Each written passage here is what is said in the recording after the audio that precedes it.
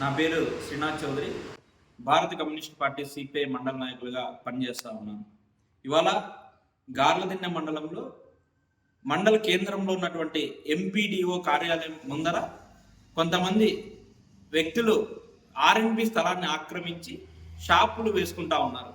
దీనిపైన భారత కమ్యూనిస్ట్ పార్టీగా మరియు కొన్ని కుల సంఘాల తరఫున వెళ్ళి ఎంపీడీఓ అధికారి యోగానంద రెడ్డి గారిని కలిస్తే నేను ఎటువంటి పర్మిషన్ ఇవ్వలేదు, పైగా ఇవన్నీ కూడా రాజకీయ ఒత్తిళ్లు ఉన్నాయి, మీరు వెళ్ళి లోకల్గా ఉన్నటువంటి టీడీపీ లీడర్లని అడగండి అని తెలియజేస్తా ఉన్నారు.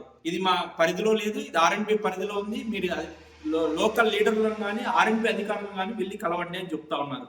మేము లోకల్ లీడర్లు కలవమండి, వెళ్ళి ఆర్ఎండ్బి అధికారులకు దాదాపు 25-30 రోజుల కిందట మేము భారత కమ్యూనిస్ట్ పార్టీ సిపిఐగా ఒక మెమరాండం ఇవ్వడం జరిగింది.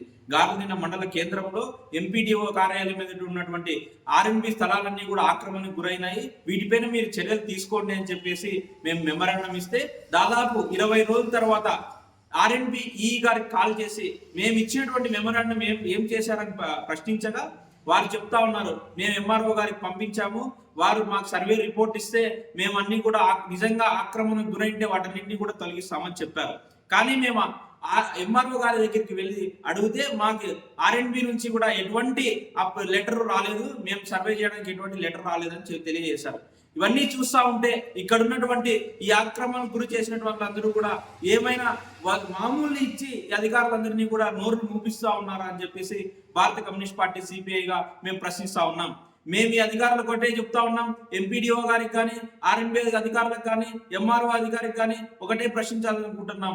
ఇవాళ మీరు ఎవరైతే ఆర్ఎండ్బి స్థలాలని ఆక్రమించారో త్వరగా వాటిని తీసేయకుంటే ఖచ్చితంగా కూడా చెప్తా ఉన్నాం, ఇవాళ ఎక్కడెక్కడైతే ఆర్ఎండ్బి స్థలాలు మండలంలో ఉన్నాయో వాటన్నిటినీ కూడా భారత కమ్యూనిస్ట్ పార్టీ సిపిఐ ఆధ్వర్యంలో ఆక్రమించి ఎవరైతే ఇల్లు లేని నిరుపేదలు ఉన్నారో వాళ్ళకి ఖచ్చితంగా కూడా ఆర్ఎండ్బి స్థలాలన్నింటి కూడా ఇంటి స్థలాలుగా పంచుతామని చెప్పేసి మీ అందరికీ భారత కమ్యూనిస్ట్ పార్టీ సిపిఐగా తెలియజేస్తా ఉన్నాం.